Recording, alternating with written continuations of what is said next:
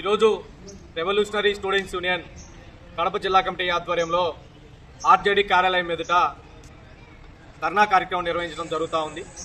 ఎందుకంటే మొన్నటి రోజున కడప నగరంలో ఉన్నటువంటి ఎంఈఓ కార్యాలయం వద్ద ధర్నా కార్యక్రమం నిర్వహించడం జరిగింది. అనుమతులు లేకుండా ఇష్టానుసారంగా పుట్టగొడుగుల్లాగా ఒక ఇంట్లో చిన్న ఇండ్లలో పాఠశాలలు ప్లే స్కూల్ నిర్వహిస్తూ విద్యార్థులకు సౌకర్యాలు కల్పించకుండా విద్యార్థుల తల్లిదండ్రుల దగ్గర వేలాది రూపాయలు వసూలు చేస్తూ ఉన్నారు. అనుమతులు లేకపోయినా పాఠశాల ఏ విధంగా నిర్వహిస్తారని చెప్పి అందులో భాగంగానే డిఈఓ గారి దృష్టికి కూడా తీసుకురావడం జరిగింది.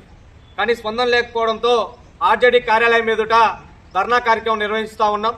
వెంటనే ఏ అయితే అనుమతులు లేకుండా కడప నగరంలో నడుస్తున్నటువంటి ప్లే స్కూళ్ళు ఉన్నాయో వెంటనే మూసివేసే విధంగా స్థానికంగా ఉన్నటువంటి ఆర్జేడీ గారు చర్యలు తీసుకోవాలని చెప్పి డిమాండ్ చేస్తూ ఈరోజు నిరసన కార్యక్రమం నిర్వహించడం జరుగుతూ ఉంది. ఈరోజు మన కళ్ళగట్టేది కనిపిస్తూ ఉంది. ఆర్జేడీ ఎంఈఓ కార్యాలయంలో పనిచేస్తున్నటువంటి సిబ్బంది ఎందుకు ప్రైవేట్ స్కూళ్లకు అంత సవితి తల్లి ప్రేమ చూపిస్తూ ఉన్నారో మనకు అర్థం కానటువంటి పరిస్థితి. అనుమతులు లేకుండా పాఠశాలలు నిర్వహిస్తూ ఉంటే ఆ పాఠశాలలు ఎందుకు మూసేయలేకపోతా ఉన్నారు అని చెప్పి రెవల్యూషనరీ స్టూడెంట్స్ యూనియన్ ఆర్ఎస్యూగా మనం అడుగుతా ఉన్నాం. మీరేం తప్పు చేయకపోతే, మీరు వాళ్ళ దగ్గర లంచాల రూపంలో డబ్బులు వసూలు చేయకపోతే ఆ పాఠశాలలు మూసేసే విధంగా మీరు ఎందుకు చర్యలు తీసుకోలేదని చెప్పి ఎంఈఓ 1 గారికి అదేవిధంగా స్థానికంగా ఉన్నటువంటి సిబ్బందికి డిఈఓ గారికి ఆర్జేడీ గారికి మేము తెలియజేస్తా ఉన్నాం.